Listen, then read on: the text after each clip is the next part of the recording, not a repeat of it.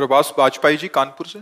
जी से राधा वल्लभ शर्मा। श्री हरिवंश महर्षि। महर्षि, भाग्य और कर्म में क्या प्रधान है?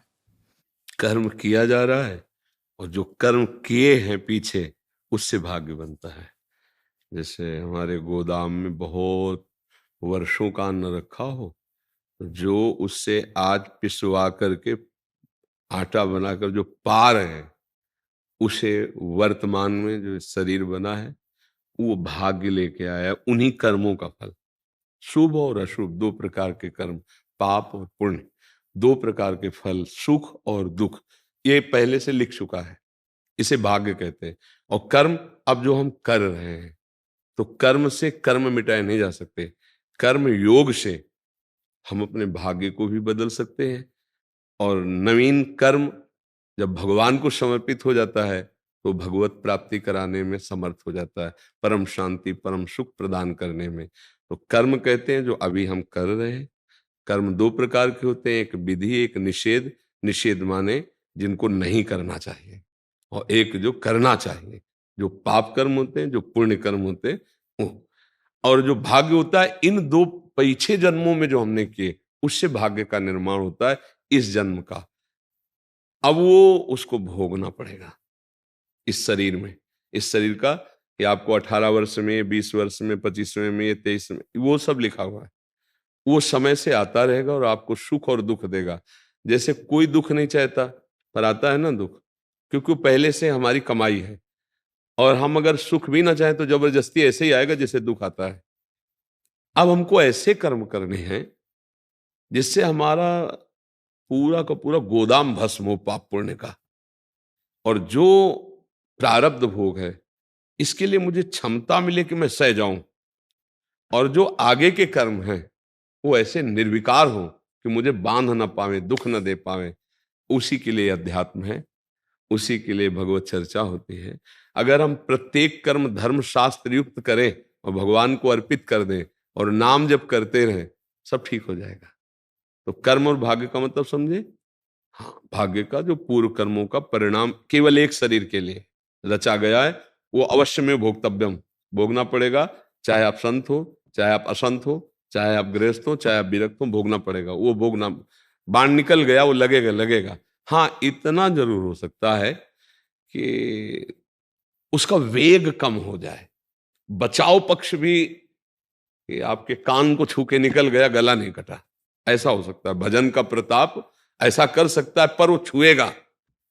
अगर वो ऐसा नहीं हो सकता कि आपको भोगना ना पड़े। नहीं तो देखो बड़े बड़े संत महात्मा जो भजन के महाधनी रहे, उनको भी कैंसर ये सब बड़े बड़े रोग हुए। तो इसलिए प्रारब्ध भोग जो होता है, प्रारब्ध, वो इसी को कहते हैं नवीन कर्म जो अभी हम कर रहे हैं। नीलेश त्रिपाठी जी। राधा वल्लभ श्री हरिवंश। राधा राधा वल्लभ श्री हरिवंश महाराज जी। महाराज जी, अनन्य चिंतन कैसे पैदा होता है? जैसे गुरु जी कहते हैं कि अनन्य चिंतन से भगवत प्राप्ति होती है, इसका तात्पर्य? भगवान भी तो कहते सब गुरुओं के गुरु, अनन्यस चिंतयन्तो माम ये जनाः पर्युपासते। तो अनन्य तो फिर अन्य, अन्य चिंतन होता है ना, अनन्य चिंतन और अन्य चिंतन। तो अनन्य क्या है? जो प्रभु का सतत चिंतन करते हैं। और अन्य क्या है? शरीर का चिंतन करना, भोगों का चिंतन करना, भगवान से विमुख इंद्रियां जो भटक रही संसार में, वो चिंतन के कारण भटक रही। इन सबको समेटना है। तो पहले चिंतन नहीं समेटता, ध्यान रखना। अगर पकड़ पाओ तो पकड़ पाओ, नहीं तो शब्द ही निकलते जा रहे हैं, देख लो। अनन्य चिंतन प्रारंभ में नहीं होता। प्रारंभ में नाम जपने का प्रयास किया जाता है, चिंतन विषयों का होता है। ध्यान करना, प्रारंभिक जब साधना प्रारंभ होती है तो हम कह रहे राधा राधा, लेकिन मन गंदा ही सोच रहा है, मन की चाल गलत हो रही है। अब जब ये हम वर्षों साधना करेंगे संत के आश्रित होकर, शास्त्र के आश्रित होकर, तो ये साधना धीरे धीरे अंदर की वासना को मिटाएगी। अब हमारा चिंतन बनने लगेगा, राधा राधा राधा राधा। जो जप रहे थे वो चिंतन। और जब चिंतन पूरा का पूरा ऐसा कि हम डूब गए, नाम चल रहा है, सेवाएं हो रही हैं, लेकिन चिंतन अंदर से, उसे कहते हैं अनन्य चिंतन। भगवान कहते हैं मच्चित्ता मदगत प्राणा बोधयन्तः परस्परम, मेरे को चित्त अर्पित कर दो, चित्त चिंतन, मेरे को प्राण अर्पित कर दो, एक एक श्वास राधा राधा, कृष्ण कृष्ण, राम हरि, जो नाम प्रिय हो, पहले नाम में लगो, नाम तुम्हारा चिंतन प्रभु के चरणों में समर्पित कर देगा। ऐसे चिंतन नहीं होता, चिंतन का मतलब अलग होता है, ये जप नहीं है। चिंतन का मतलब होता है जैसे आप हमारे पास बैठे हो लेकिन चिंतन कुछ और हो जाए, वो अंदर अंदर जो होता है उसे चिंतन कहते हैं, समझ रहे हो? जैसे माला चल रहा है और माला चलने के बाद जो अंदर हो रहा है उसे चिंतन कहते हैं। ऊपर से कह रहे राधा राधा राधा राधा राधा राधा राधा, अब अंदर चिंतन चल रहा है, आज ये खाया जाए क्या, आज ये भोग, उसे चिंतन कहते हैं। उससे भगवत प्राप्ति, जब हम जो राधा जप रहे वही हमारे चिंतन में आने लगे तो बहुत जल्दी भगवत प्राप्ति हो जाए। तो वो ऐसे थोड़ी हो जाएगा कि आज से हम चिंतन बदल देंगे। अभ्यास योग युक्तेन चेतसा नान्यगामिना, हम इसका अभ्यास करें कि हमारा चित्त कहीं और जाए ना। इसके लिए जैसे हम राधा राधा राधा राधा जपना शुरू, अब हमारा मन जा रहा है तो जहां जहां से जाए वहां से हटा हटा करके राधा राधा राधा राधा राधा, या जहां जा रहा है वहां विचार कर रहे हैं कि भगवान ही सब रूपों में बने हुए हैं। बार बार बार बार मन को अपने लक्ष्य में लगाने से फिर यह अभ्यास परिपक्व हो जाता है, फिर उसका चिंतन बन जाता है। चिंतन के लिए बताया गोस्वामी जी ने कि कामी नारी प्यारी जिम और लोभी जिम प्रिय दाम, तिम रघुनाथ निरंतर प्रिय लागो मोहिराम।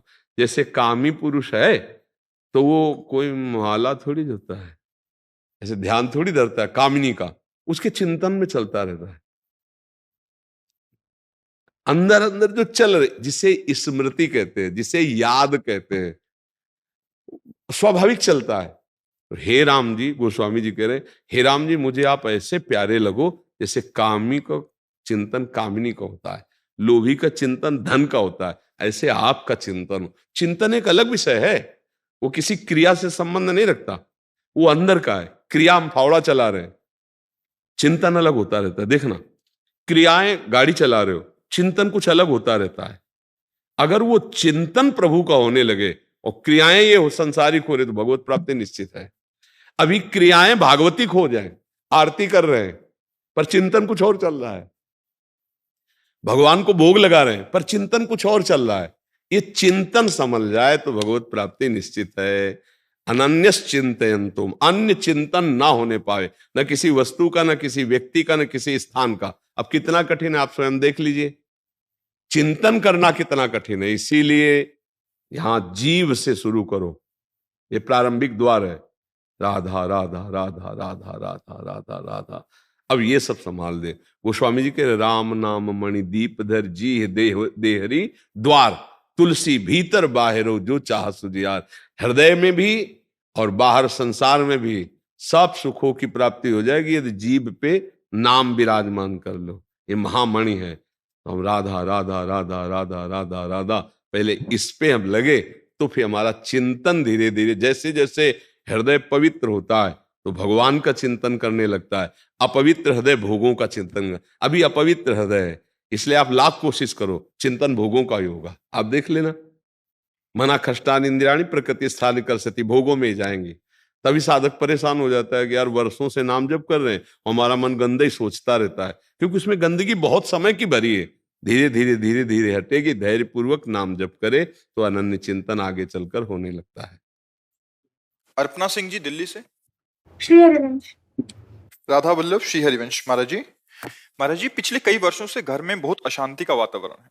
आपके श्रीमुख से सुना है कि हमारे जीवन में जो कुछ भी घटित होता है वो हमारे ही कर्मों का परिणाम है एवं इसका किसी व्यक्ति विशेष से कोई संबंध नहीं है। किंतु फिर भी जब माता पिता के आपसी संबंधों में मतभेद उत्पन्न होता है तो बहुत असहाय महसूस होता है। कई बार तब बीच में लगी बचाव- कुशल न जीव कहूं, सपने हूं मन विश्राम।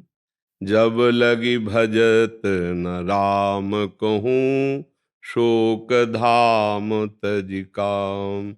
कोई भी हो, कहीं भी हो, हृदय में हो या बाहर हो, अशांति, चिंता, शोक, भय, मृत्यु, ये हमारे शब्द याद कर लो। इनको भोगना पड़ेगा जबरदस्ती, बलात् ये तुम्हें रोनेंगे यदि भगवान का नाम जप नहीं है और शास्त्र के अनुसार आचरण नहीं है, चाहे मम्मी हो, चाहे पापा हो, चाहे पुत्र हो, चाहे मित्र हो, चाहे कोई भी हो, जब तक धर्माचरण नहीं, नाम जप नहीं, नाम कीर्तन नहीं, भगवत चर्चा नहीं, गोस्वामी जी कहते हैं उसको शांति प्राप्त नहीं हो सकती। किस बात से शांति मिलेगी? कामनाओं की बाढ़ है, अपनी अपनी भोग वासनाएं बढ़ी हुई हैं, उनमें कहीं शांति की गुंजाइश है? नाम जप नहीं है, शास्त्र मर्यादा नहीं है, शांति कहाँ से प्राप्त हो सकती है? और यहाँ कोई ऐसा जादू टोना वाला सिस्टम नहीं है। ऐसा कहीं होता हो तो भगवान जाने, बकाया हमें तो नहीं लगता कि ऐसा कुछ है। अगर ऐसा होता तो अब तक कोई न कोई समाधान निकल जाता, ना किसी को डिप्रेशन होता, ना कोई अस्पताल जाता, ना कोई मरता। अस्पताल खाली होने चाहिए थे कि भाई आप जान, नाड़ी भी पकड़ने की जरूरत नहीं, आप तो जान गए ना कि आपको मन में क्या बीमारी है, तन में क्या बीमारी है, तो उसकी दवा हो गई। भाई केवल जान तो रहे कि हमारे सर में दर्द है, और वो जड़ से चला जाना चाहिए, तभी दवा का प्रभाव होता है। तो आप जान गए कि हमारा मन बेईमान है, हमारा मन पाप में चल रहा है, हमारा मन क्लेशित है, उससे निवृत्ति हो तो वो आप ही कर सकते हो, वो दूसरा कोई नहीं कर सकता। नाम जप करो, तुम्हें बल मिलेगा, उससे हटो। हमें तो शास्त्र की बात से यही पता चला है, जैसा भगवान की कृपा से और महापुरुषों गुरुजनों के वचनों से पता चला है कि भगवान का आश्रय और सत्य धर्म पूर्वक किया हुआ आचरण आपको परम सुखी और शांत रखेगा, हृदय आह्लादित रहेगा, अन्यथा और कोई चांस नहीं है।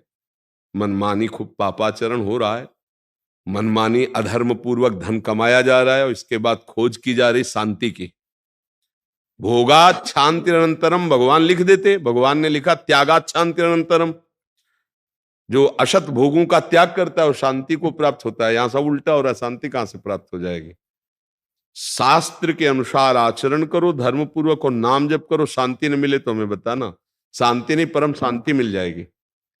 जिसके आचरण गंदे हैं वो चाहे जितना बड़ा बली हो, चाहे जितना बड़ा विद्वान हो, चाहे जितना बड़ा धनी हो, वो कभी शांत नहीं रह सकता। जैसे रावण, जैसे कंस, जरासंध, भौमासुर, ये सब विश्व लेवल के हैं, हिरण्यकश्यप।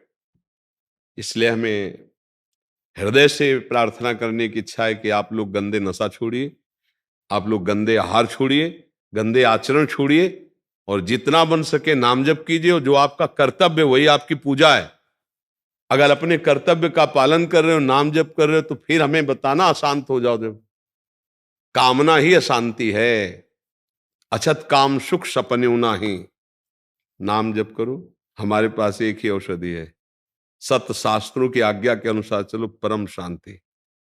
अपने कर्मों का हिसाब, चाहे आकाश में जाके छुप जाओ, चाहे पाताल में जाके छुप जाओ, कर्म वहां भी तुम्हें दंड दे के ही रहेगा।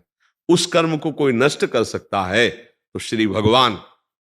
भगवान कहते हैं अवश्य में भोक्तव्यम कृतम कर्म शुभाशुभम, भोगना पड़ेगा, वो क्षमा कर दे। वो कह रहे हैं आम तो हम स्वर पापी भ्यो मोक्षयिष्यामि मां शुचा। मानो बात, अब नाम जप करो उनका, उनकी शरण में हो जाओ। आधा घंटे घर में नाम कीर्तन करो। जैसे कोई कोई आते हैं, हमारे घर में किसी ने कुछ कर दिया, बाहरी चक्कर है, किसी ने नहीं किया, आपने किया है। बाहरी चक्कर नहीं, आपके भीतरी दिमाग का चक्कर है। 1 घंटा भागवत का रोज पाठ करो घर में, वो आधा घंटा नाम कीर्तन करो, थोड़ी देर आरती करके ठाकुर जी की दीपक जला दो। 2 महीना करके हमें बताओ आके कौन सा चक्कर रह गया, कौन सा आपके अंदर या आपके बाहर परेशानियां आ रही हैं। ये गंदे दिमाग की गंदी क्रियाएं, गंदी सोच, वो तुम्हें चैन लेने देगी। समझ नहीं पा रहे लोग, भगवान पर दोष देते हैं, भगवान ऐसा। जो जो पाप कर रहे हो, अगर उनका दंड, एक पाप का दंड है। अगर आप 5 मिनट ऐसी गलती कर दिए तो आपको फांसी की सजा होगी। गलतियों की सारी समझ लीजिए। आप 5 मिनट में ऐसे पूरा आजीवन कारागार नहीं। आपकी ऐसी कितनी गलतियां हैं, ईमानदारी से देख लो। अगर उन गलतियों का जो आप नहीं ओपन हुए और आप जानते हैं उनका दंड नहीं भोगे आप, तो आप सोच लो कितना कृपालु भगवान है कि अगर वो ओपन हो जाए तो 100 बार अब तक तुम्हें फांसी हो गई होती। अंदर से देख लो आप, अंदर से सब। और हम दोष देते हैं श्री भगवान को, बड़े कृपालु हैं कहो तो क्षमा कर रहे हैं। नाम कीर्तन, नाम जप, भगवत चर्चा सर्व मंगल करती है। नाम संकीर्तनम यस्य सर्व पाप प्रणाशनम। घर में मंजीरा उठा के और 4 लोग बैठ के घर के अभी कीर्तन करो तो मम्मी की भी बुद्धि शुद्ध, पापा की भी शुद्ध, परिवार की भी शुद्ध। अब जब नाम कीर्तन नहीं होगा, प्रपंच होगा, तो लड़ाई झगड़ा अपनी अपनी वासनाओं के कारण अशांति तो होगी ही। दिमाग को हमें विश्राम चाहिए, वो नहीं ऐसे भजन से दोगे तो शराब पी के पाना चाहेगा, वो व्यसन करके पाना चाहेगा। दिमाग को शिथिल करने की जरूरत है। भजन के द्वारा शिथिल करोगे तो ब्रह्मानंद में डूब जाओगे, नशे के द्वारा शिथिल करोगे तो विषयानंद में डूब जाओगे, दुर्गति हो जाएगी। आप इस बात को समझिए, बिना भगवान के नाम संकीर्तन के ना घर पावन होता है ना हृदय पावन होता है। जिस हृदय में नाम है, जिस घर में नाम कीर्तन कथा साधु संगति, संतों का चरणामृत घर में कभी नहीं पड़ा, कभी संतों की जूठन नहीं गिरी, कभी नाम कीर्तन नहीं हुआ, कभी भगवत चर्चा नहीं हुई, तो भैया फिर उस घर में शांति आ जाए मुझे तो नहीं समझ में आता। अरे ठाकुर जी घर में विराजमान करके सेवा सत्कार कथा वार्ता धर्म पूर्वक कमाओ, अभी शांति आ जाएगी। शांति का जो उपाय है वो दूसरा है, संसारिकता नहीं है। राधे दुबे जी। जय श्रीमन नारायण महाराज। श्रीमन नारायण महाराज जी। महाराज श्री राम कृष्ण नारायण नरसिंह जगन्नाथ सब एक हैं, परंतु स्वरूप भिन्न होने से मति भी भिन्न हो जाती है। किसी एक भगवान के प्रति अनन्यता नहीं रह पाती। गुरु का वर्ण कर लिया क्या है? हाँ, तो बच्चा जब तक ब्याह नहीं होता तो सैकड़ों फोटो लड़की देखती नहीं देखती, लेकिन ब्याह होने के बाद अगर 2 ही फोटो देख ले तो फिर गंदा भाव माना जाएगा, नहीं माना जाएगा। हे तुम्हारा ब्याह हो गया, तुम दूसरे लड़कों की फोटो काहे को देखते हो? आ जाएगा नहीं हो जाएगा? तो अभी ब्याह है नहीं हुआ तो फिर कैसे समझ में आएगा? गुरुबिन होए कि ज्ञान, गुरुदेव का आश्रय ले लो और वो जो नाम बतावे और गुरु रूप बतावे ठाकुर जी का, बस उसको पकड़ लो, निहाल हो जाओगे, वही है, कोई दूसरा है ही नहीं। देखो, जब आप कोई नाटक देखते, सिनेमा जैसे देखते और अभिनेता से आपका परिचय हो जाए तो कभी कभी वही अभिनेता अच्छा रोल करता है, कभी कभी निगेटिव रोल भी करता है, दोनों रोल करते ना। लेकिन जब आप पहचानते हो ना तो आप केवल मनोरंजन करेंगे, आप ये नहीं मानेंगे कि बहुत गंदा आदमी है।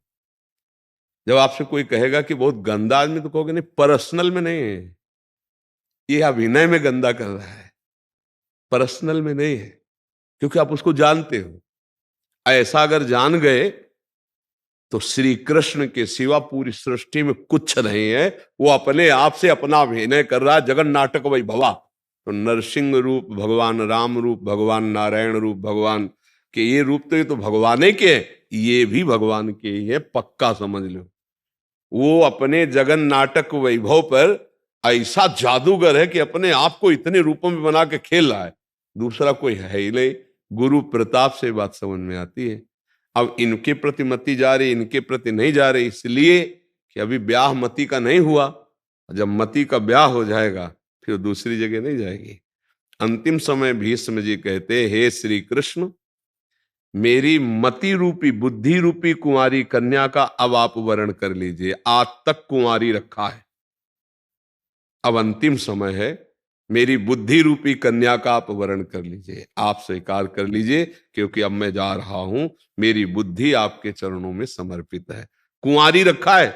भीष्म जी ने कहा अभी तक, हाँ अभी तक बुद्धि में किसी और का वर्ण नहीं कि आपके सिवा, अब आप अपनी वस्तु को स्वीकार कीजिए। भगवान विविध रूप धारण करके लीला करके उनको भ्रम में डाल सकते हैं जो भगवान का भजन नहीं करते। जैसे जादू दूसरों पर असर करेगा लेकिन जमूरे पे नहीं, जो उसका है।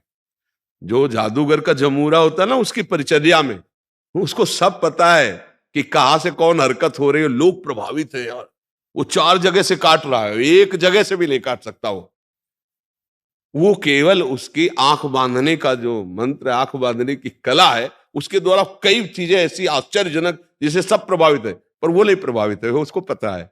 ऐसे ही भगवान का भक्त जानता, घोर से घोर लीला या सौम्य से सौम्य लीला या प्रिय से प्रिय लीला, वो तीनों में अपने भगवान को देखता है। ये सतोगुण रजोगुण तमोगुण की लीलाएं हो रही, भगवान ही है। और वो तो भगवान की दिव्य लीलाएं हैं, जो वो प्राकृतिक माया को थोड़ी है। तो अभी बच्चा हो, सदगुरुदेव का वर्ण करो और उनकी आज्ञा से चलो, तब सब संशय नष्ट हो जाते हैं, भगवान में प्रीति हो जाती है।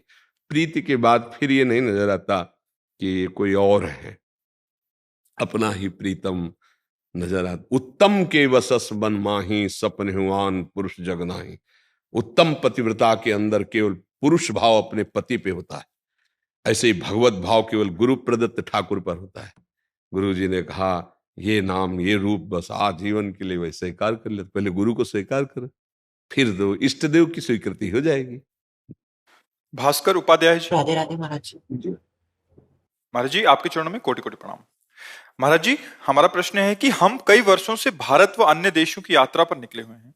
अभी तक हमारा उद्देश्य तीर्थ स्थल, मंदिर, संतों से मिलना और प्रकृति को अनुभूत करना था, किंतु अब हम भारत व विश्व भ्रमण पर सनातन धर्म का प्रसार करना चाहते हैं। इस हेतु हमारा विशेष उद्देश्य क्या होना चाहिए? पहले सनातन धर्म को जाने और सनातन धर्म की स्थिति यहां लावे, तब हम प्रचार कर सकते। पहले प्रसार करें। क्यों भाई? हम किसी को भगवान की प्राप्ति कराना चाहते हैं, इसके लिए पहले हम भगवान को जाने, खुद भगवान को प्राप्त करें, फिर हम इस काम में निकले। अब हमने तो स्वाद लिया नहीं, हम दूसरे को जितेंद्री बनाना चाहें और हम व्यभिचारी रहे तो कभी हो सकता है क्या? दूसरे को जितेंद्री बनाने के पहले हमको जितेंद्री होना पड़ेगा, फिर उसी जितेंद्रियता के बल से जब हम बोलेंगे तब तुम जितेंद्री होने लगोगे। तो सनातन भगवान का स्वरूप है। सनातन कोई लौकिक धर्म नहीं, सनातन भगवान का स्वरूप है। सब पूरा विश्व सनातन के ही अंश से है।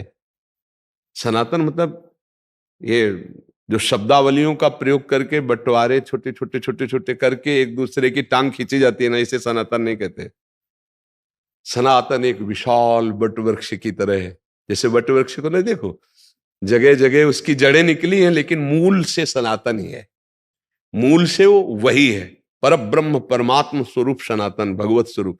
और वो पहले हमारे हृदय में आए ना, पर ब्रह्म की अनुभूति हो। हम धर्म से पहले परिचय करें कि धर्म किसे कहते हैं। शास्त्र आज्ञा के अनुसार जो जिस व्यवस्था का वर्णन, उसके अनुसार पहले हम चले, कुछ अनुभूतियां करो, फिर तो अब अपने पास वो पावर तो आवे ना पहले, जिससे हम आजकल जिससे नहीं प्रचार पे उतर गए और प्रसार है नहीं, तो माया थप्पड़ मार के गिरा देती है। काम, लोभ, मोह, ममता, मान, यही उसके थप्पड़ हैं। मारा और गिरा दिया। अब वो केवल प्रचार हो रहा है, प्रसार तो हुआ नहीं, तो प्रचार भी नहीं होगा।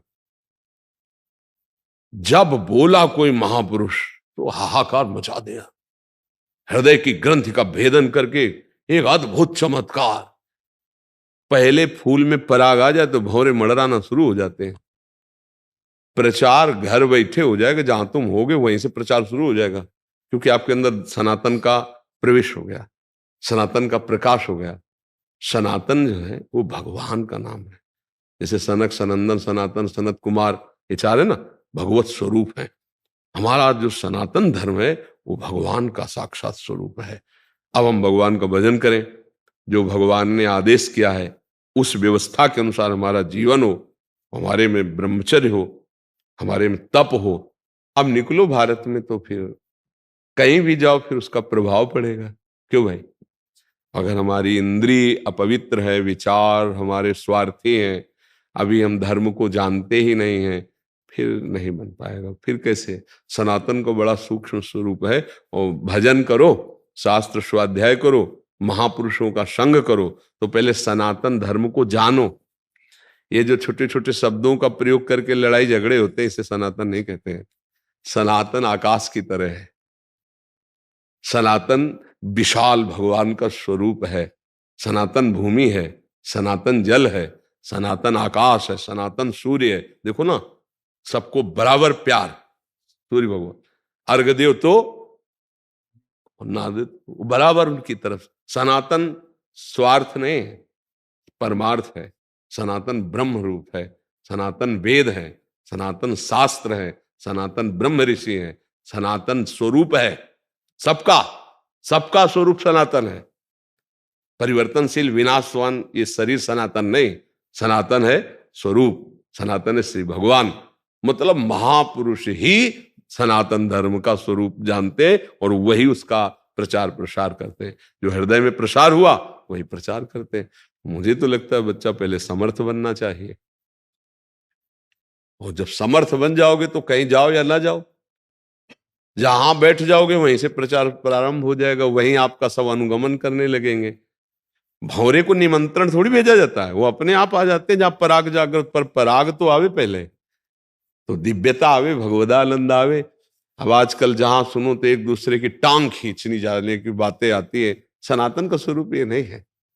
सबको सुलझा करके उसी सत्य पे लगाना, उसी सत्य, कोई भी आ जाए, कोई भी आ जाए, वो हमारा प्यारा है, उसका ऐसे स्वागत सत्कार हृदय से भाव हो कि जैसे अपना कोई प्रियजन आ जाए। रिश्ते नातेदार तो हम कैसे मिलते हैं, ऐसे सबसे सनातन का स्वरूप। अगर हमारे दरवाजे पर दुश्मन भी आ जाए तो एक बार उसका स्वागत करेंगे, आइए, बाद में बात करेंगे आपसे अपने हिसाब से, पहले आप आइए और आपका स्वागत है क्योंकि आप हमारे दरवाजे पे आए। तो सनातन तो सबका स्वागत करता है, सबका सम्मान करता है।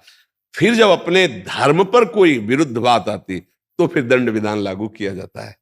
तो पहले हम धर्म शास्त्रों का स्वाध्याय करें और गुरुजनों का, जो धर्माचार्य जन हैं, जो आचार्य परंपरा से, ऐसे संतों का संग करें और नाम जप करें। अपने शास्त्रों में जो आज्ञा है, ये नहीं करना, वो नहीं करना, ये करना, उसे करें, विधि निषेध के अनुसार चलें, फिर बात बन जाए। प्रसार हेतु महाराज जी वेदों का ज्ञान आवश्यक है अभी, है अभी के लिए प्रसार हेतु वेदों का ज्ञान आवश्यक है मेरे लिए। शास्त्रों का तो ज्ञान होना ही चाहिए। अगर शास्त्रों का ज्ञान नहीं है, वेदों का हमारा धर्म क्या कहता है, तो कैसे जानोगे धर्म किसे कहते हैं? क्या नहीं करना चाहिए आपके धर्म में, क्या करना चाहिए, तो आप कैसे जानोगे? केवल उस शब्द बोल देना कि ये ऐसे, उसको थोड़ी कहते हैं कि जैसे पक्षपात में बोल दिए जाते हैं कई शब्दों का, जाति पक्ष से उच्चारण करके या एक समूह पक्ष से उच्चारण करके एक दूसरे की अवहेलना, निंदा, ये हम नहीं करते, दूसरे करते होंगे, हमारा सनातन नहीं करता है। उसमें इन शब्दों की लड़ाई झगड़े की बात नहीं, बहुत, जैसे एक पिता के कई पुत्र हैं, कोई बदमाश है, कोई वकील है, कोई बहुत अच्छे सदाचरण वाला है, कोई भोंदू है। पिता की दृष्टि समान सब पे रहती है, लेकिन बदमाश के प्रति थप्पड़ मारने वाली वृत्ति उसकी जागृत होगी। पर प्यार में कमी नहीं, प्यार में मेरा ही पुत्र पर तू आचरणहीन है। सनातन ऐसे दंड देता है, ध्यान रखना। सनातन विरोध किस बात का करता है? धर्म विरुद्ध आचरण, लेकिन प्रियता क्या रहती? जैसे अपना बेटा है और बुरे आचरण वाला है तो ये बात तो रहती ना अंदर, मेरा बेटा है, पर वो थप्पड़ जमाएंगे क्योंकि तू बुरे आचरण करता है। ऐसे सनातन विरोध करता है। आंतरिक भगवत भाव रख करके बाहरी व्यवहार में विरोध, वो प्रदर्शन, पर ये स्थिति आनी चाहिए, नहीं तो हम आंतरिक भाव को खो देते हो, बाहरी विरोध को स्वीकार कर लेते, फिर वो लड़ाई झगड़े वाली बातें होने लगती, वो सनातन में नहीं।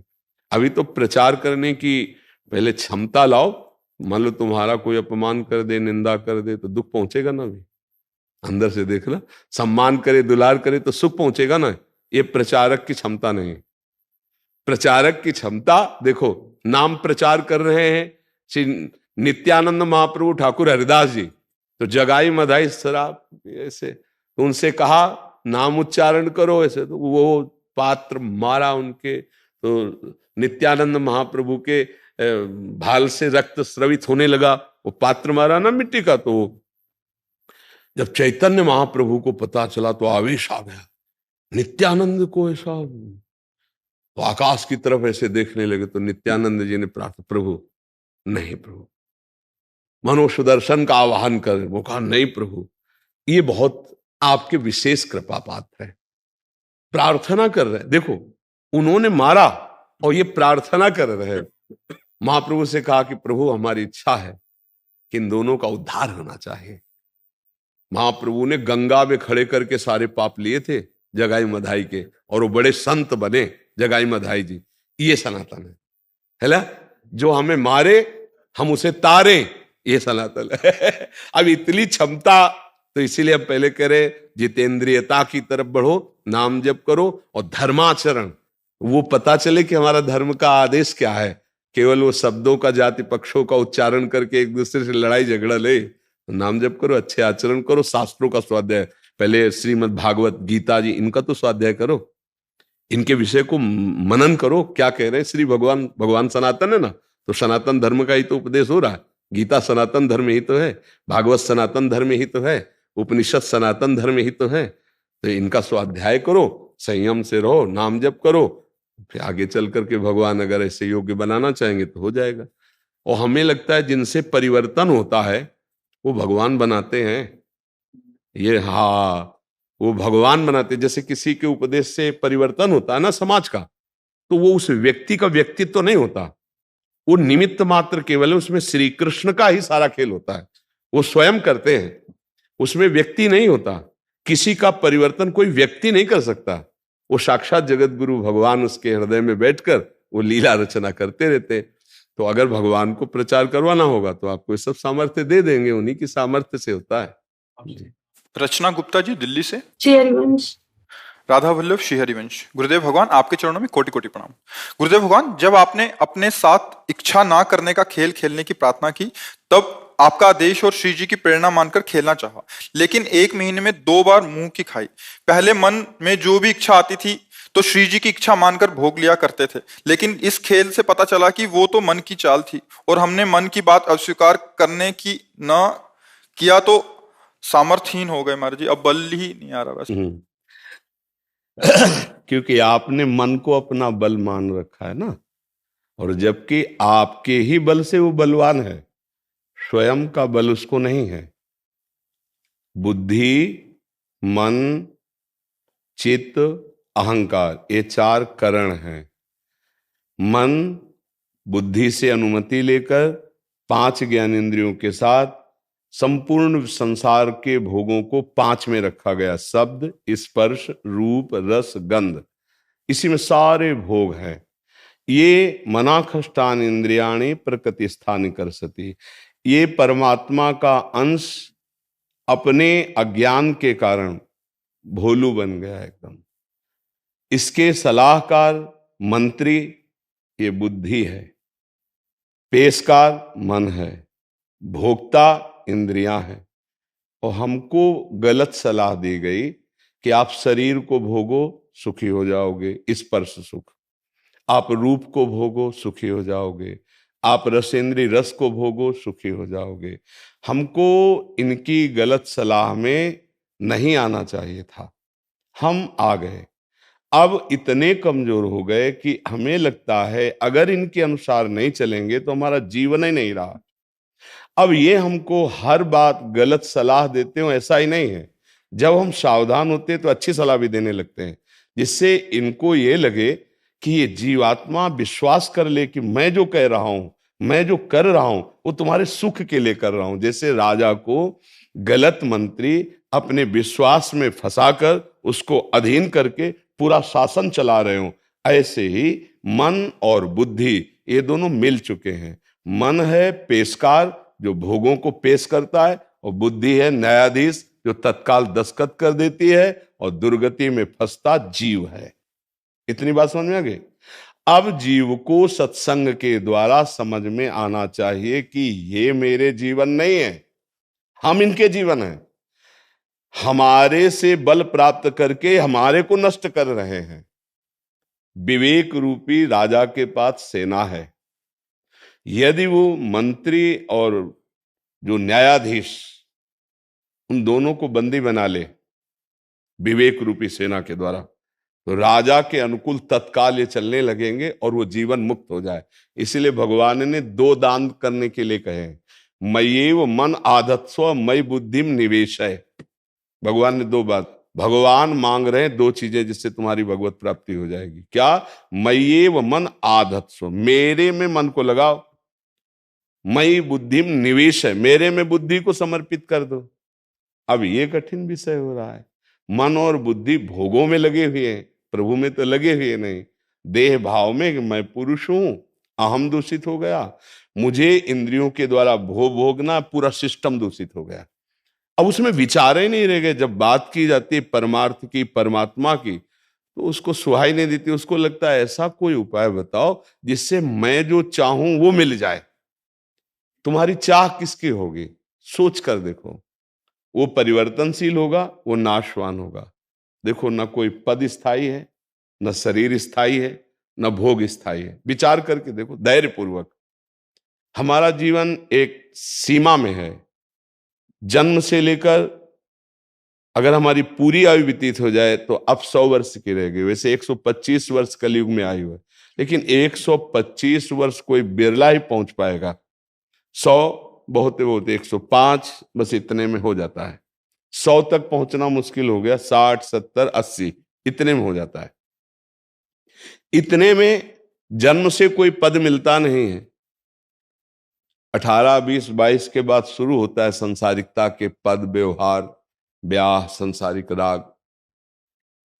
आखिरी अवस्था को वृद्धावस्था कहते हैं, जिसमें क्षमता एकदम नष्ट हो जाती है। इंद्रियों की, बुद्धि की, सोच की, शरीर की सब क्षमताएं नष्ट हो जाती है, लेकिन वासना वैसी ही रहती है।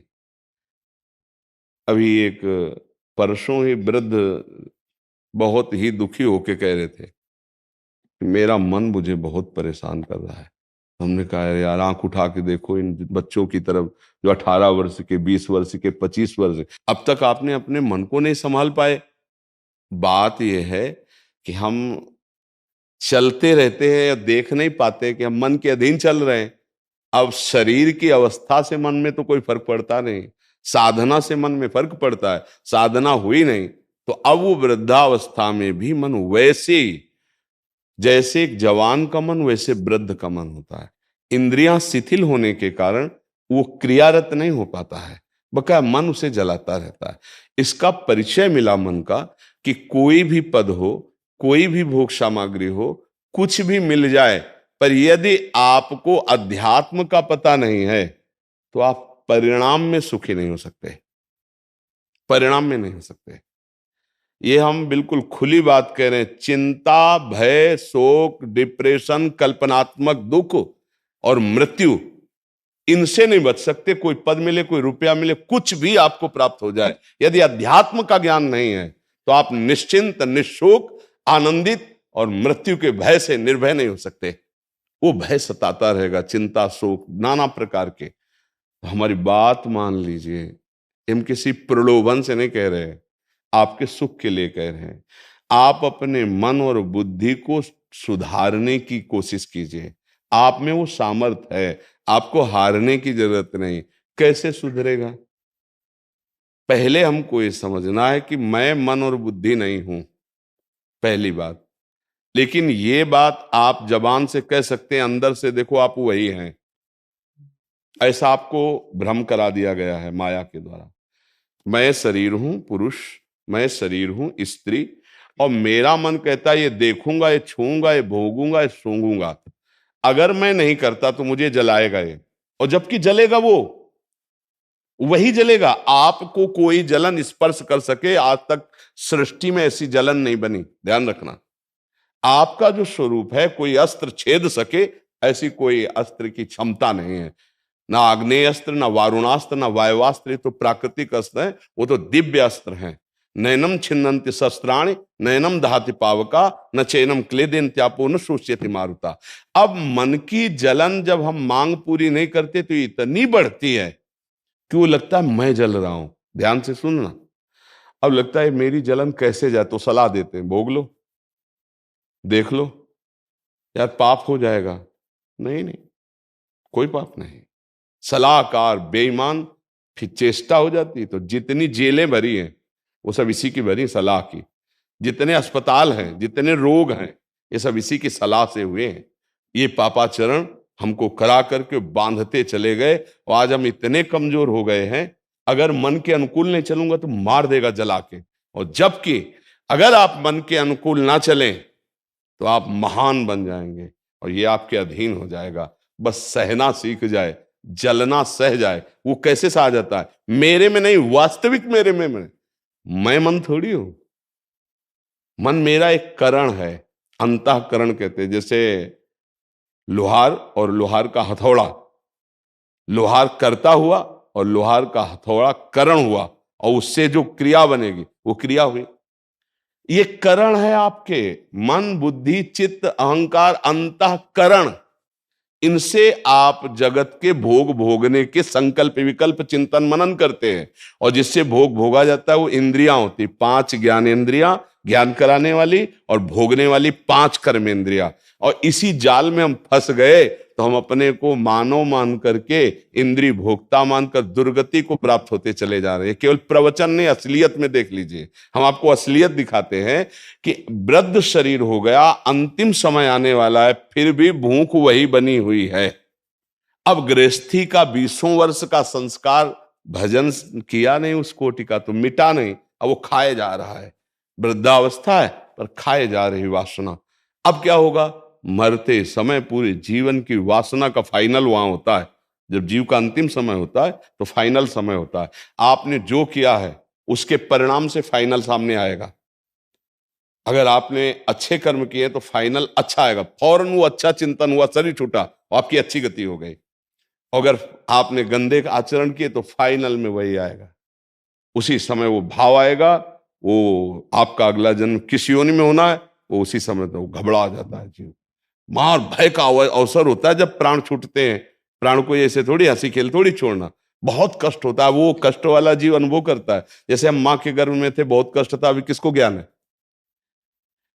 भाई हमको एक घड़े में बंद कर दिया जाए और उसमें सब घिनौने पदार्थ डाल दिए जाए, बोलो हमारी दुर्दशा क्या होगी। और केवल सांस लेने के लिए एक नली लगा दी जाए कि जीवित रहोगे मरोगे नहीं। ठीक है, ऐसी दशा गर्भ में थी। नाभि से एक नली माँ के संसर्ग में थी, जिससे हमारे शरीर का पोषण हो रहा था। बका पूरे पैक थे, झिल्ली में पैक, और अंदर सब घृणित लिबलिबे पदार्थ होते हैं, और उनके बीच में हम रहकर आए हैं। और हमारे जन्म का द्वार आप देख रहे हो, गर्भ में हम रहे, मलाशय और मूत्राशय के बीच में। क्या आपको पता है कि आपको कितना कष्ट था? नहीं पता ना।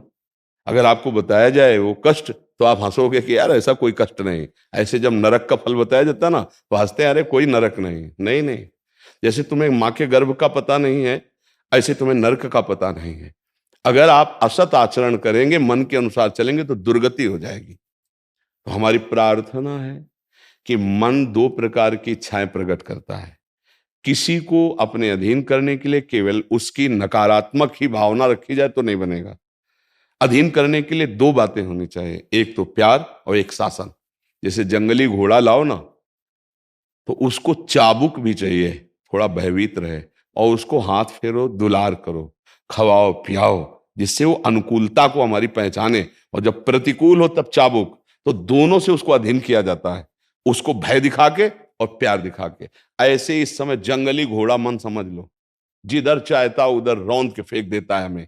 देख लो ना आप, खुली बात है, देख लो ना। वो ठान लिया कि आज ये करना है, और मुस्दी ने दस्तखत कर दिया, हाँ जी करना है। अब आप रो चिल्लाओ, वही करना पड़ेगा जो वो करवाएंगे। देख लो, सब देख लो ना। बोले हम नहीं चाहते कि ये खाएं, हम नहीं चाहते ये पिए, हम नहीं चाहते पाप कर्म करें, पर होता है ना, क्योंकि सिस्टम उल्टा हो चुका है। इसको सीधा करना पड़ेगा। अब इसको सीधा करने के 2 उपाय हैं, एक से नहीं चलेगा कि नहीं करेंगे नहीं करेंगे, नहीं। अगर वो अपने पे आ गया तो आप रह नहीं सकते, क्योंकि आपकी तन्मयता है।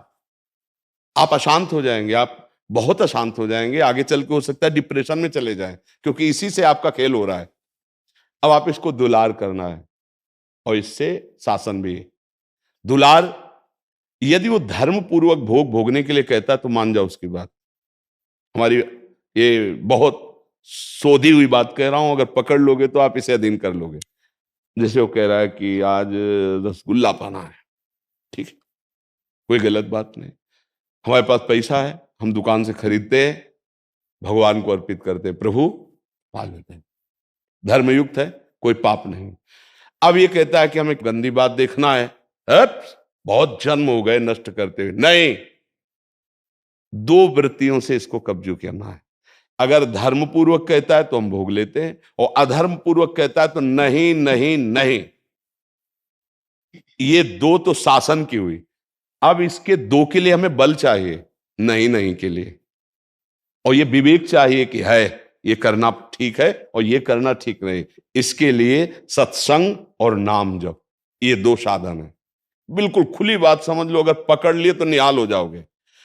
सत्संग और नाम जप, ये आचार्य महापुरुषों की बात कह रहे हैं सब। मन तो चंचल सबनते, या को कौन उपाय, साधन को हरिभजन है, कै सत्संग सहाय। सत्संग आपको ज्ञान देगा और नाम जप आपको बल देगा। नाम जप के बल से और सत्संग के द्वारा प्राप्त ज्ञान से क्या उचित है क्या अनुचित है निर्णय कर पाओगे। उचित करना है और अनुचित नहीं करने देना, ये बल आपको नाम प्रदान करेगा। अगर इस पद्धति से चले तो दीर्घ काल तक, ये छोटी बात नहीं, दीर्घ काल तक फिर आपको अनुभव में आएगा कि मन शांत हो गया, कहीं जाता नहीं। जैसे आगे चलकर भजन जब परिपक्व हो जाता है तो मन से पूछे तुम्हें क्या चाहिए, तो अंदर से आता है कुछ नहीं। और जाहि न चाहे कबहु कछु, तुम सन सहज सने, बसहु निरंतर तासुर सो राउर निजगे। उसी समय भगवत का साक्षात्कार हो जाता है। अब वो जितने परमानंद में मस्त होता है, वो ब्रह्मा को भी परमानंद प्राप्त नहीं है, ये बात समझ लो। जिसको आनंद मिलता है ना हृदय में, इस संसार के भोगों की बात क्या, न पारमेष्ठम न महेंद्र धिष्णम न सार्वभौमम न रसाधिपत्यम न योग सिद्धि अपनर्भवम वा। ओहो, ब्रह्मा का पद उसको अच्छा नहीं लगता, सम्राट पद अच्छा नहीं लगता, रसातल के भोग अच्छे नहीं लगते, योग की सिद्धियां अच्छी नहीं लगती, मोक्ष सुख भी अच्छा नहीं लगता। वो भगवान के प्रेम में डूबा हुआ जीवन को अपने कृतार्थ करता है और लाखों का कल्याण कर देता है। सा तरति सा तरति सा लोकान तारयति। अब इस बात को आप समझो, मन को अधीन करने के ये उपाय आपको बताए। मन को अधीन करने के लिए जो हमें बल चाहिए वो नाम से मिलेगा, जो हमें ज्ञान चाहिए वो सत्संग से मिलेगा। और मन को दो प्रकार से फांसना है, एक अनुकूल उसकी मांग को पूरी करनी है, प्रतिकूल उसकी मांग पूरी नहीं करनी है। ये अभ्यास आप करो, अगर न जीत जाओ तो हमें कहना, क्योंकि अपने लोग इसी से चले हैं। आज सत्संग जो सुना हो तो धैर्यपूर्वक सुनना, इसी की व्याख्या की, इसलिए कि साधक इसी में परेशान, मेरा मन ऐसा मेरा मन ऐसा। अरे एक बार तो इससे लड़ना सीखो, हार गए हो तुम, इसलिए इसको आप बलवान बनाए हुए हो।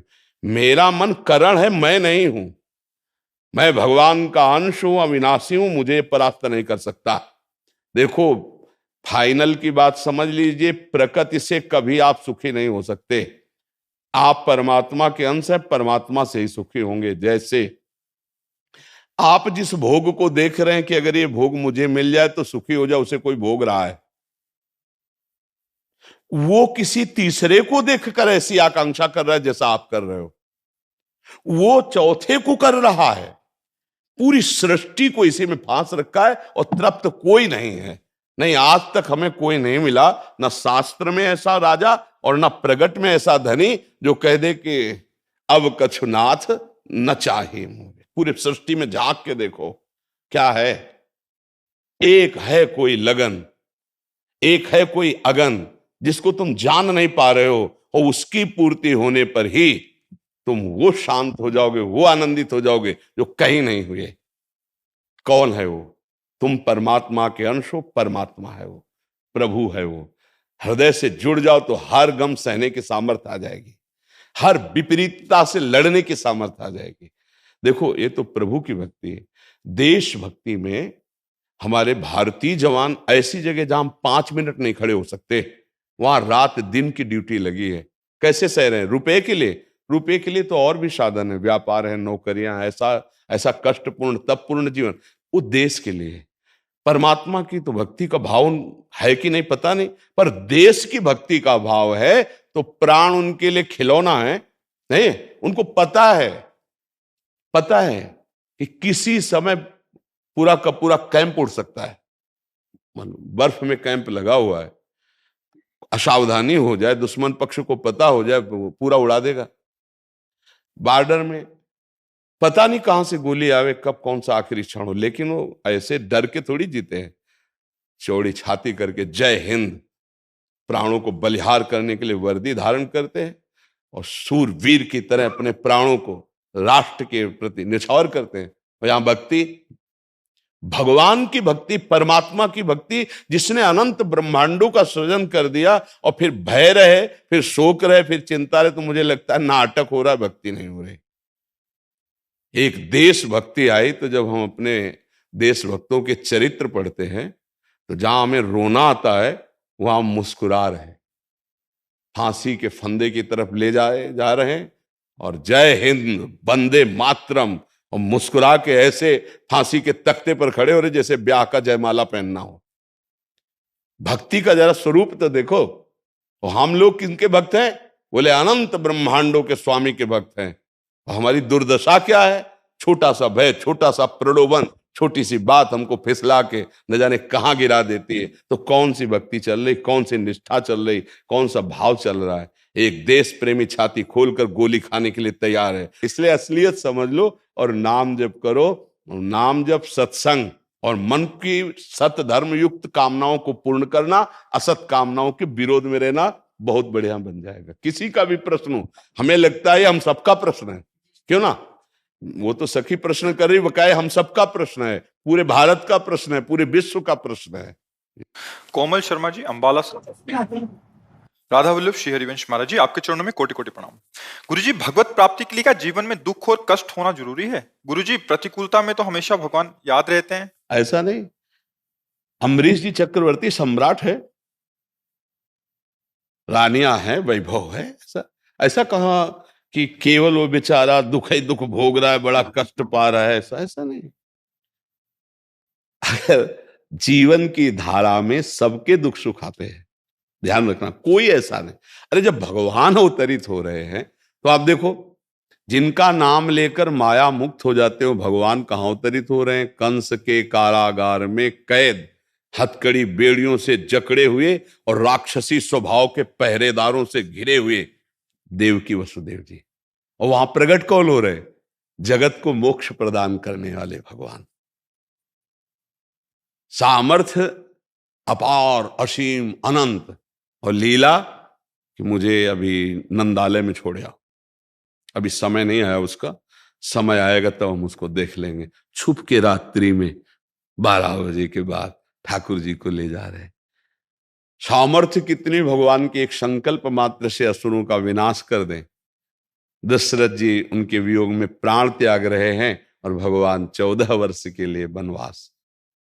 ये दुख सुख की जरा लीलाओं को आप इधर भी तो देखिए। जब भगवान अवतरित हो रहे तो संत गृहस्थ जो भी है, ये दुख सुख से बना हुआ शरीर है, जिसको कहते हैं शुभ अशुभ कर्म, इन दोनों से बना हुआ है। वो समय समय पर आते रहते, कभी दुख आता है, कभी सुख आता है। पर जो भगवान का उपासक होता है वो इस सांसारिक सुख में लिप्त नहीं होता और सांसारिक दुख में कभी दुखी नहीं होता। दोनों में सम रह करके वो आगे बढ़ता है। भगवान ऐसी सामर्थ्य देते हैं। आज अगर सत्संग शुदा हो तो ये प्रश्न था कि आखिरकार संतों को दुख क्यों प्राप्त होता है, तो वहां वर्णन हुआ कि भगवान और भक्त दोनों बात प्रेम की और भाव की रक्षा की, उनको शरीर रक्षा और भोगों की रक्षा की बात ना भक्त के हृदय में होती है और ना भगवान के हृदय में होती है। इसीलिए भक्त भी नहीं चाहता और भगवान भी नहीं चाहते। उनका भाव इतना दृढ़ रहता है कि 22 बाजारों में कोड़ों से मार मार कर खाल खींच दी गई, पर हरि बोल हरे कृष्णा, एक बार भी कभी आंसू नहीं गिरा और आह नहीं निकली। ये क्या है? ऐसी सामर्थ्य किसी मनुष्य में होती है क्या? सच्चिदानंद भगवान बैठे कोड़े खा रहे हैं और दिखा रहे हैं कि मेरे भक्त की सामर्थ्य देखो। फिर बाद में सब चरणों में गिरे, बादशाह तक, ठाकुर हरिदास जी के चरणों में। ये बातें थोड़ा प्राकृतिक बुद्धि से समझ में नहीं आएंगी कि भगवान का नाम जप कर रहे, 22 बाजारों में कूड़ा मारा जा रहा है, कई तरह के ऐसे। ठाकुर हरिदास जी से पूछा तो उन्होंने कहा कि वास्तविक आपको सत्य कहते हैं, इतना भी हमें कष्ट नहीं हुआ, सारे कोड़े भगवान अपने ऊपर ले रहे थे। ये आप कैसे जान पाओगे? बाहरी केवल खिलवाड़ हो रहा था उनके साथ, वो शरीर जैसे सांप की केचुल है। अच्छा मानो जैसे आपका पुराना कपड़ा है और उसमें 50 लाठी मारी गई, अब आपको क्या कष्ट है? ऐसे संत के शरीर का राग नष्ट हो जाता है, वो दिव्य भाव में निरंतर। अब उनके शरीर को पूजो या पीड़ा पहुंचाओ, वास्तविक कष्ट नहीं होता। अज्ञान के कारण इस शरीर को कष्ट होता है। जैसे आप थोड़ा समझिए कि जब आप सैया पे सोए होते हैं तो आपका एक स्थूल शरीर पड़ा होता है और उसको कोई कष्ट नहीं होता, लेकिन स्वप्न में यदि पिटाई हो रही है तो सैया के पड़े हुए शरीर से निकल पड़ती है, आ बचाओ। अगर कंट्रोल छूट गया तो आवाज जोर से निकल जाती है, लोग दौड़ पड़ते, क्या हुआ, और उसे जगाया। अच्छा, अरे ये तो मैं स्वप्न देख रहा था, तो क्या कष्ट था क्या? लेकिन कष्ट था तभी तो चीखा था ना, तो अज्ञान के कारण जगा तो कष्ट था। ऐसे ही ज्ञान में जब जग जाता है तो कष्ट नहीं रहता। और अनंत जन्मों से हमसे अपराध हुए, उन अपराधों का भोग भी हो गया और भगवान ने हमारे भाव पुष्ट कर दिए, भगवत प्राप्ति हो गई। ऐसा नहीं कि बराबर दुखी मिलता रहता हो। अगर कोड़े लगे तो बादशाह आकर ताज उतार के चरणों में रखता है, विनय करता है, पूरी छूट देता है, आज के बाद आपको कभी कोई नहीं रोकेगा, खूब भगवान नाम कीर्तन करो। और आज भी हम उनका यश गा रहे हैं, ठाकुर हरिदास जी का यश गा रहे हैं। तो वो ऐसा जैसे कि भक्त को केवल दुख ही मिलता है, ऐसा तो नहीं है।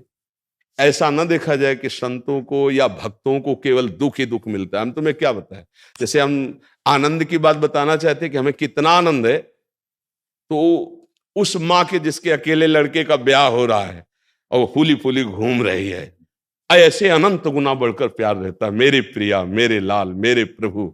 क्योंकि अनंत जन्मों से बिछड़ा हुआ भगवान का अंश जब अपने अंशी के समीप तो कृतकृत्य हो जाता है, आनंद मगन। ये केवल बातों से नहीं होता, ये अंदर की बात से होता है। तो ये कोई आरोप न लगाए कि भगवान अपने जनों को दुख देते हैं। ये जरूर है कि दुख और सुख जिससे मिलते हैं वो दो कर्म होते हैं, पुण्य और पाप। उससे सबका शरीर बना रहता है।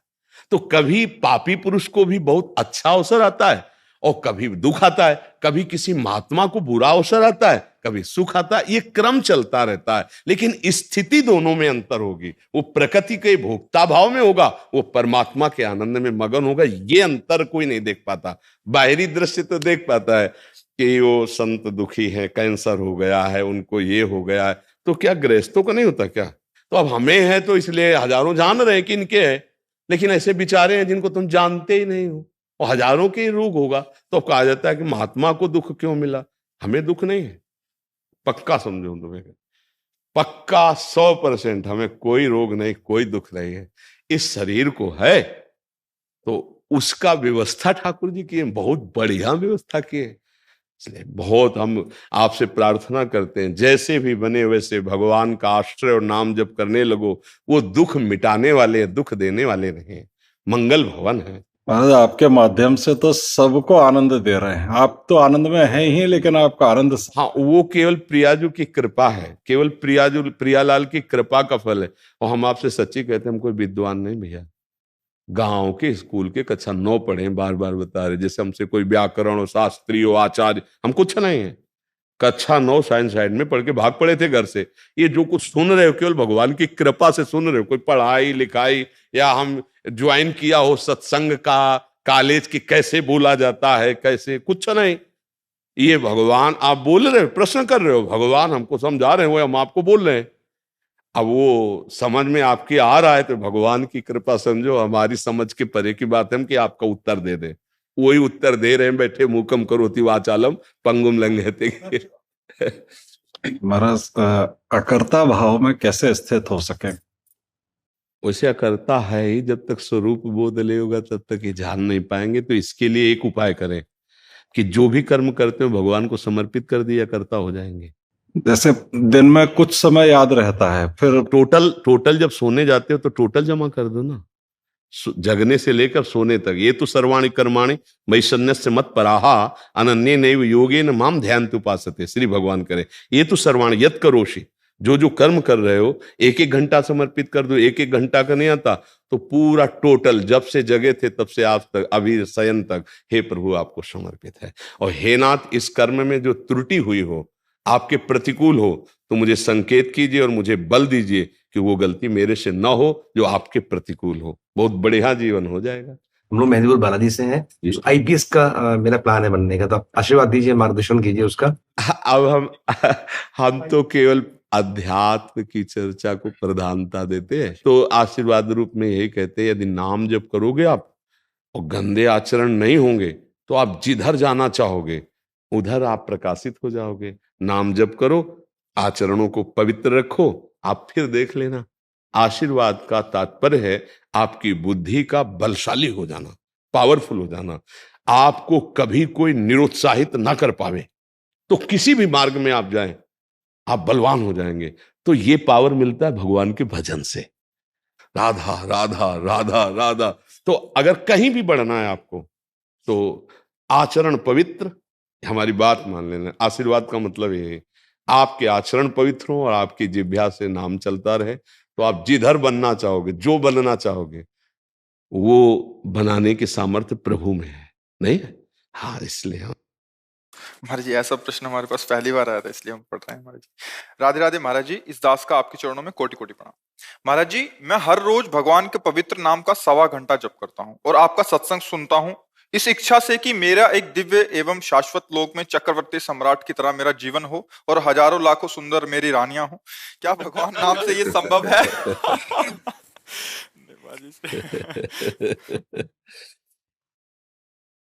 कोई बात नहीं बच्चा, धन्यवाद है। आप मेरे प्रभु से तो जुड़े ना, वो कर तुम अकर तुम अन्यथा कर तुम सर्व समर्थ है। देखो, आपको हम अंदर से बता दें, आज भी जो पत्नी पुत्र परिवार आदि के रूप में वो श्री कृष्ण ही है, पक्का समझ लेना। उनके सिवा किसी की सत्ता नहीं। वही जब अंतर ध्यान हो जाते तो हम लोग शरीरों से प्यार नहीं करते। यदि आप ऐसा मानोगे तो अपने आप को हजारों रानियों के रूप में प्रस्तुत करके आपके हृदय में बैठ के स्वयं भोक्ता और स्वयं कर्ता बन करके वो अपने आप में खेलते हैं। आप करो, आराधना करो, और तो अगर वो चाहेंगे तो आपकी इस आकांक्षा को पूर्ण करेंगे, नहीं आकांक्षा को गायब कर देंगे।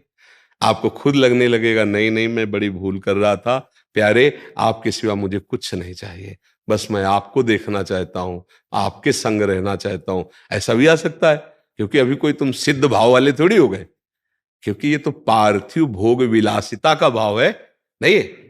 अज्ञान, जिसे अज्ञान कहते हैं, भोग विलासिता का भाव अज्ञान ही तो है ना। तो आप किसी भी, हम धन्यवाद इसीलिए शब्द दिया कि आप प्रभु से जुड़े ना। तो भगवान ने अपने 4 भक्तों को कहा है, आर्त, अर्थार्थी, जिज्ञास और ज्ञानी। ये अर्थार्थी के अंतर्गत आता है। जो भोग विलासिता है ना, आर्त आता है संकट निवृत्ति के लिए, और अर्थार्थिक मतलब समस्त भोग विलासिता। तो धन्यवाद इसलिए दिया कि भोग विलासिता प्रभु से मांग रहे हो, इसलिए हम तुम्हें धन्यवाद दे रहे हैं। वो कोई साधक नहीं है, वो शुरू किया है भगवान से जुड़कर अर्थार्थी भाव से। तो हमारा कर्तव्य बनता है उसके उस भाव को वहां पुष्ट करके भगवान में श्रद्धा विश्वास दृढ़ कर देना। और उनका काम यह है कि जीव के हृदय से वासना का नाश करके उपासना स्थापित कर देना। इसलिए प्रशंसनीय विषय यह है कि भगवान से जुड़े, निंदनीय विषय यह है कि माया की मांग है। अब वो पूर्ण करना चाहेंगे तो ये भी उनके लिए कोई बड़ी बात है। अनंत ब्रह्मांडों की सुंदरियों का सृजन उन्होंने तो किया है, अपने आप से अपने आप में सृजन किया है। तुम 1000 कह रहे हो, 1 करोड़ हो जाए। पढ़ा है भागवत में, एक राजा के 1 करोड़ रानियां थी, जो बाद में वृत्तासुर के रूप में प्रगटे ना, वे चित्रकेतु ऐसे नाम, जिनकी 1 करोड़ रानियां थी। 1 करोड़, साल में 365 दिन होते हैं, कितने वर्ष में जाते होंगे भाई? 365 दिन होते हैं, तो कितनी रानियों से दिन में मिलते होंगे, कब राजकाज करते होंगे? 1 करोड़ रानियां थी। तुम्हारी कितनी इच्छा है? इनकी है महाराज जी हजारों लाखों। नहीं, एक बोलो कि वो मतलब हजारों प्लस लाखों, तो फिर महाराज जी हजारों भी चलेगा, लाखों भी चलेगा। भगवान की विभूतियां है। हाँ, भगवान की विभूतियां है। ठीक है, तुम चिंता मत करो, भजन बढ़ाओ। हाँ, भजन बढ़ाते रहो, नाम जप करते रहो, और ये अपनी आशा रखो तुम, हम तुम्हारी आशा को सपोर्ट करते हैं। क्योंकि किसी भी तरह से भगवान से जुड़ना, ये हमारे शास्त्रों का सार है, उसका परम मंगल हो जाता है। जिन्होंने भगवान से वैर किया उनको परम पद मिल गया, जो भगवान को मारने के लिए आए उनको परम पद मिल गया। फिर आप तो श्रद्धा से 1.25 घंटा नाम जप करते हैं और सत्संग सुनते हैं, तो निश्चित क्या पूर्ति करेंगे वो श्री कृष्ण जानेंगे। आपके अंदर शुद्ध जहां ज्ञान हुआ तो ये सब ऐसे लगेगा, ब्रह्मादि के भोग सब विषम लागत ताई, नारायण ब्रज चंद की लगन लगे ही जाए। जो तुम मांग रहे हो ये किसी के पास बहुत होता है, और जब भगवान का रंग चढ़ता है तो ये सब बमन के समान त्याग के चल दिए। पूज्य श्री रूप जी, पूज्य श्री सनातन जी, ये एक तरह से राजमंत्री नहीं, राजा ही थे। इन्हीं के अनुशासन में, इन्हीं के आदेश उपदेश से सब काम चलते थे। सारा वैभव त्याग करके भारी कष्ट सहते हुए श्री कृष्ण प्रेम की जो रहनी दिखाई वृंदावन में, अद्भुत रहनी। और क्या कमी थी भोग विलासता की, सब कुछ छोड़कर श्री रघुनाथ दास जी गोस्वामी कितने बड़े घर के सब कुछ त्याग करके, और कैसा जीवन, कैसा जीवन। तो हमारे श्री कृष्ण बड़े लीला विहारी है। आप नाम जप करो और ऐसे चलते रहो और मांगो उन्हीं से, बस दूसरी की तरफ गंदी दृष्टि से ना देखना, तो फिर वो संभाल लेंगे। वो दे दे, या वो आपके भाव को बदल दे, वो या आपको स्वयं को दे दे। एक बार जरा सा आनंद स्फुरित होगा, फिर तुम्ही को कहा जाएगा कि तुम्हें मांगे थे ले लो, तो आप हाथ जोड़कर भगवान से कहोगे कि मेरी गलती को क्षमा करो। बताओ वो कैसे तुम्हें बताए, वो रो पड़ोगे तुम कि प्रभु मुझसे भूल हो गई, आपको न मांगकर कुछ और मांगा। सच्ची कह रहे हैं, पर हमें अच्छा इसलिए लग रहा है कि आप भगवान से जुड़े हो। बस मांग तो बहुत ही मतलब फंसाने वाली है। एक जिसकी पत्नी होती है ना, एक परिवार में होता है ना, निर्वाह करना प्रेम का बहुत कठिन हो जाता है। प्रेम का निर्वाह करना बड़ा कठिन है। पति पत्नी आजीवन दोनों प्रेमी बनकर जीवन निर्वाह करें धर्मपूर्वक, बहुत कठिन है। नहीं, 1 2 3, पर वो भगवान के भाव से ही वो ठीक हो जाए। ठीक है, आप संतुष्ट है लो। अब ध्रुव जी भी महाराज जी इसी उसमें निकले थे। ध्रुव जी ने चाह की थी अटल पदवी, तो सुनीति मैया ने जो उनको परिपक्व किया था, तो सुरुचि मैया जो थी वो उनके लिए रुचि के खिलाफ हो गया कि सिंहासन में गोदी में बैठना चाहते, तो उन्होंने कहा जाओ नारायण का भजन करो, फिर मेरे गर्भ से पैदा हो तब इस सिंहासन में।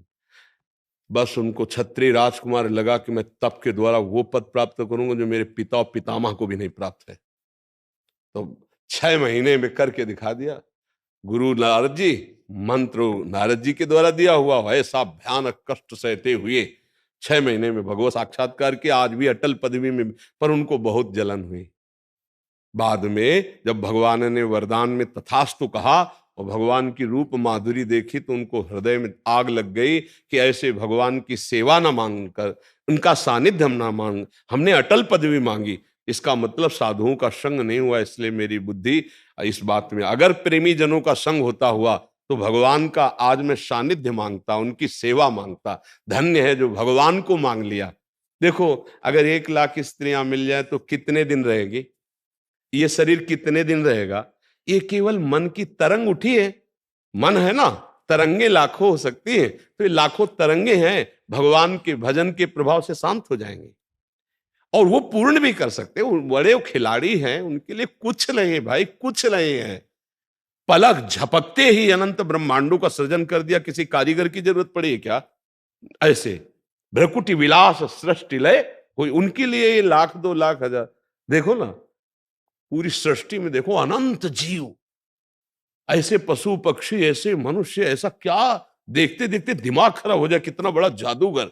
हम तो कई बार कहते हैं कि रूपों को देखकर बड़ा आश्चर्य होता है कि सबकी नाक की जगह नाक है, आंख की जगह आंख है, कान की जगह कान, और सब अलग अलग पहचाने जा रहे हैं। वाह कमाल है। 1 लाख 2 लाख नहीं, अरे 140 करोड़ तो भारत में केवल, क्यों 140 करोड़ लगभग जनसंख्या है, और अलग अलग सबका परिचय है।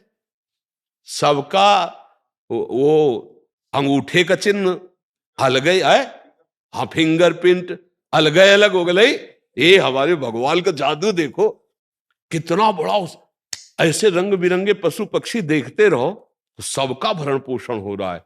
तो हमारी कामना की पूर्ति कोई बड़ी बात नहीं, वो लखे लोग चूड़ामणि से बस और नाम बढ़ाते जाओ। और अब ये किसी से कहना नहीं। अर्थार्थी, जिज्ञासु और ज्ञानी, भगवान ने चारों को अपना भक्त माना है। तो हम भगवान, जैसे करदम जी ने जब ब्याह की सोची तो उन्होंने भगवान से पत्नी मांगी, भगवान से कि मुझे मेरे अनुरूप पत्नी चाहिए, और 10,000 वर्ष तक तपस्या की। महाराज मनु की पुत्री देहूति जी से, जिनसे भगवान कपिल देव जी का प्रादुर्भाव हुआ, वो इतनी महामहिम, इतनी तो अगर आपकी आकांक्षा है तो मेरे श्री कृष्ण उसकी भी पूर्ति करेंगे, बस डट के भजन करना पड़ेगा। अब 1 लाख के लिए तो ज्यादा ही करना पड़ेगा ना। अब 1 की बात होती तो चलो 1.25 घंटे में चल जाता, अब 1 लाख तक के लिए तो 24 घंटे आना पड़ेगा। और हम पक्का कहते 24 घंटे भजन चलने लग जाए तो फिर अगर रो के आप ना कहोगे यही बात की महाराज मुझसे गलती हो गई, मुझे बिल्कुल नहीं चाहिए, अगर ये ना निकल पड़े तो हमें बता देना, बस भजन होने दो, क्योंकि एक स्वाप्निक कामना है, ये स्वाप्निक कामना है।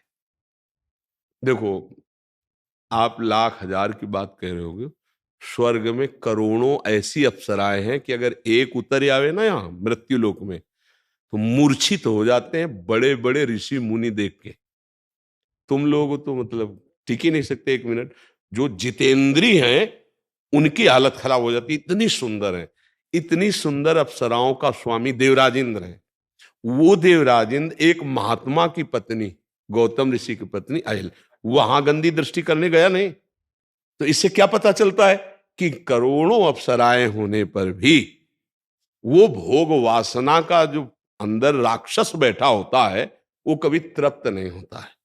वो अप्सराओं का स्वामी होकर के भी छुप के वेश बदल के अहिल्या जी के साथ, तो इससे जरा विचार करके जरा देखो कि वासना रूपी राक्षसी क्या कभी तृप्त हो सकती है क्या? कभी नहीं। मतलब विचार करो, देवराज इंद्र पदवी, करोड़ों अप्सराओं गंधर्वों का स्वामी, और वो एक महात्मा की पत्नी के साथ छुप करके वेश बदल करके वहां गलत भावना। मुझे लगता है कि भगवान का आश्रय और भजन यदि चलता रहे तो ये वासना रूपी राक्षसी नष्ट हो जाएगी उपासना से, नहीं तो ये बहुत कभी अगाने वाली नहीं है, कभी नहीं अगाने वाली। इसलिए नाम जप करो और ठीक है ऐसे ही जुड़े रहो। वो करुणा निधान है, ज्ञान विज्ञान संपन्न है, वो अंदर सब ज्ञान दे देंगे। राधा राधा राधा राधा राधा